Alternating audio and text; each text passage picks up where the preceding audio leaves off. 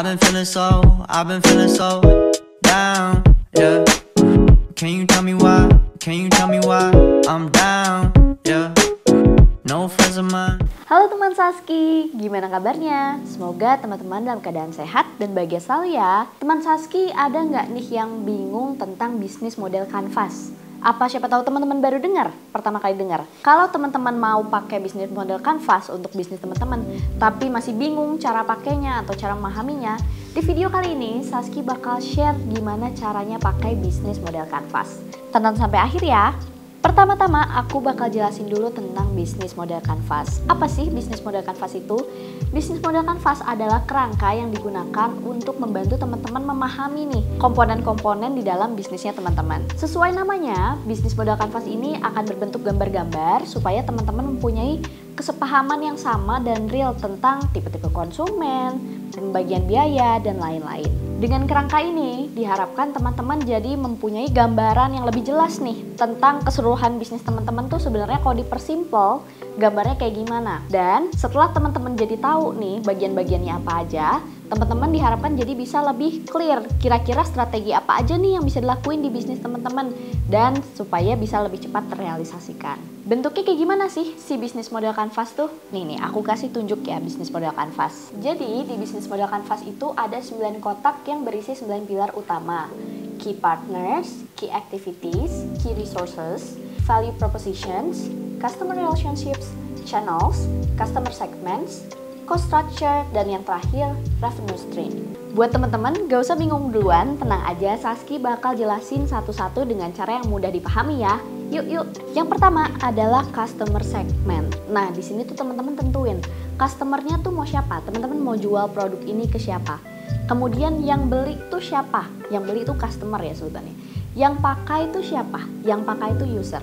Dan kemudian kira-kira dari customer sama user ini karakternya kayak gimana? Customer personanya gimana? Jenis kelaminnya, umurnya, domisili, sampai interestnya dan kemampuan belinya juga kayak gimana. Nah, kenapa penting banget untuk pertama-tama tentuin tentang customer segment ini? Karena banyak bisnis yang melakukan kesalahan dengan bikin produk dulu, terus ketika produknya udah jadi, bingung ini tuh sebenarnya mau dijual ke siapa gitu. Jadi dengan customer segment ini akan men-tackle teman-teman kebingungan target marketnya siapa. Kemudian tadi aku juga ada sebut tentang customer dan user ya. Ini kenapa perlu diketahui juga? Karena contohnya untuk di makanan kucing deh, produk makanan kucing. Yang belinya siapa? Pemilik kucingnya. Tapi usernya sebenarnya yang makan siapa? Kucingnya gitu. Jadi sebenarnya decision makernya siapa? Customernya. Dari situ teman-teman harus bikin produk yang memang fit dan strategi yang fit untuk nargetin supaya si customernya beli untuk dipakai sama si usernya. Nah, selain itu penting juga buat kita tahu tentang customer persona.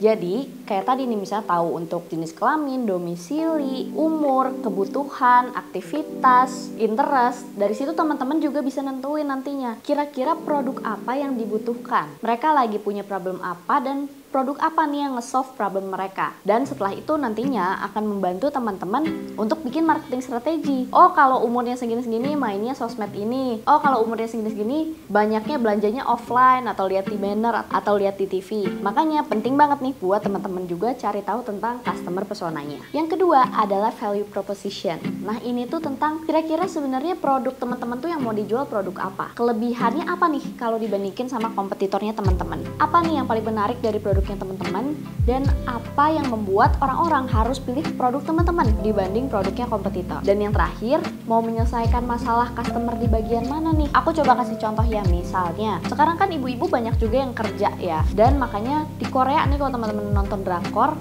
udah ada produk nasi instan ya teman-teman, dimana karena ibu-ibu pada kerja sibuk untuk bikin nasi tuh nggak perlu nyuci beras, dimasak dulu di rice cooker, tapi sekarang udah ada sachet, tinggal dikasih air panas, diaduk, jadi deh nasi gitu ya. Nah, ini tuh value propositionnya apa?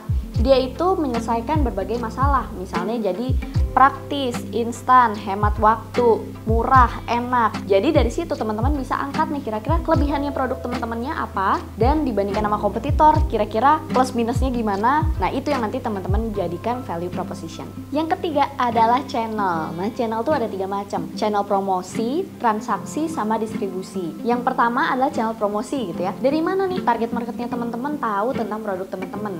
Misalnya kalau anak-anak muda mungkin tahunya dari Instagram, dari influencer, dari grup line gitu ya. Kalau ibu-ibu mungkin taunya dari grup WA, dari iklan juga nih, kena iklan e-commerce misalnya. Tapi ternyata ketika mereka melakukan transaksi, channelnya di mana? Ternyata walaupun dapat line di Instagram, mereka check outnya via e-commerce, ternyata banyak promo gitu ya. Atau kalau ibu-ibu lebih senengnya check outnya via WA karena chatnya personal banget gitu. Jadi harus dipikirin juga channel promosinya di mana, transaksinya di mana, dan yang terakhir untuk distribusi. Biasanya kalau dari e-commerce kan e-commerce udah pada punya ekspedisi masing-masing ya. Atau pengennya yang sehari sampai deh, pengen pakai GoSend instan gitu, Grab instan. Atau pengennya yang agak gede, murah, pakai kargo aja deh gitu. Jadi penting nih buat teman-teman tahu tentang 3 channel ini. Yang keempat adalah tentang customer relationship. Dan itu adalah PR selanjutnya ya, gimana caranya setelah customer kita beli, mereka tuh puas sama produk kita dan mau beli lagi, atau bahkan mau ngerekomendasiin nih produk-produk kita ke teman-temannya. Nah, jadi yang dipikirin di sini adalah yang pertama, gimana caranya nih biar mereka puas sama produk dan servis kita. Kemudian gimana caranya kita tetap in touch sama mereka. Jadi entah mungkin nanti ada promo atau kalau ada produk baru kita juga bisa langsung ngasih tahu ke mereka. Dan yang terakhir adalah gimana caranya biar mereka tetap loyal dan beli-beli lagi nih produk kita. Aku kasih contoh lagi, misalnya tadi tuh si nasi instan. Kan yang beli nih ibu-ibu nih. Mungkin untuk cara customer engagementnya bisa bikin workshop gimana cara menjaga kesehatan keluarga misalnya. Atau bisa bikin promo, misalnya beli 5 nanti gratis 1 gitu. Atau beli berapa harganya lebih miring gitu. Dimana semoga promosi-promosi atau engagement campaign yang dibuat bisa membuat brand kita dan customer semakin engage. Yang kelima adalah revenue stream. Ini tuh ngomongin dari mana nih teman-teman dapat keuangan, dapat pendapatan. Nah, karena kadang-kadang teman-teman pendapatan tuh nggak selalu dari penjualan aja. Contohnya aku sebagai bisnis fashion, karena aku ngirim lewat ekspedisi ya, ternyata aku juga dapat cashback dari ekspedisi. Nah, itu kan jadinya pendapatan lain-lain ya. Atau contohnya misalnya ada studio foto. Studio foto ya dia punya properti-properti dong, lighting, properti foto ya, kursi, perapian misalnya. Tapi ternyata selain dia pakai sendiri, dia juga bisa nyewain si alat-alat ini. Berarti kan dia selain dari penjualan jasa foto produknya, dia juga bisa dapat pendapatan lain-lain dari sewa-sewa si produk. Jadi teman-teman di sini bisa brainstorm nih, kira-kira teman-teman tuh bisa dapat pendapatannya dari mana aja? Penjualan aja kah? Atau ada yang lain? Yang keenam adalah key resources. Nah ini tuh ngomongin tentang sumber daya apa aja sih yang diperluin untuk bisnis kalian, dan juga aset-aset apa yang sekiranya diperlukan gitu. Misalnya aku nih di bisnis fashion, oke, berarti harus ada yang balas chat, aku harus punya account e-commerce, aku harus punya foto produk, aku harus punya tim shipping yang ngirimin produk ke customer, aku harus punya packaging nih, packagingnya yang bagus supaya membedakan aku dengan kompetitor. Nah jadi ini di breakdown nih, sebenarnya teman-teman tuh perlu barang-barang apa aja dan orang-orangnya tuh yang melakukan aktivitas apa aja.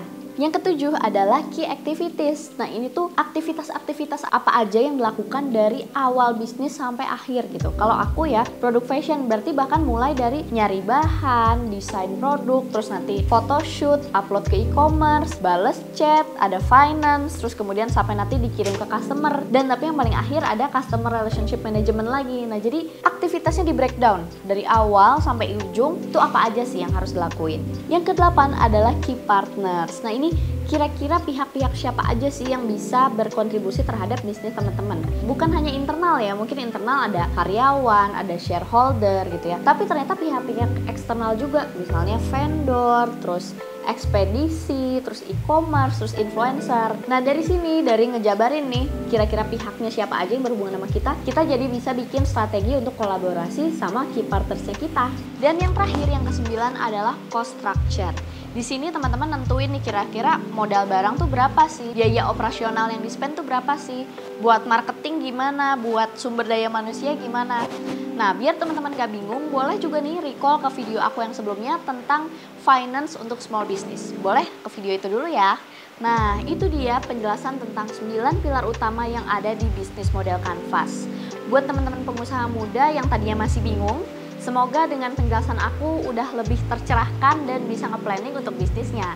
Karena kalau udah punya gambaran tentang bisnis kita kayak gimana, pastinya nanti lebih mudah untuk merealisasikannya. Kalau teman-teman merasa video yang aku share berguna, boleh banget teman-teman like, subscribe, komen, atau share ke teman-teman atau keluarga yang sekiranya membutuhkan. Aku akan upload 2 kali dalam seminggu, tiap hari Rabu dan hari Sabtu. Dan kalau teman-teman mau request topik, boleh banget tinggal komen aja di bawah atau DM ke IG aku @saski_4 kali. Sampai ketemu di video Saski sharing selanjutnya ya.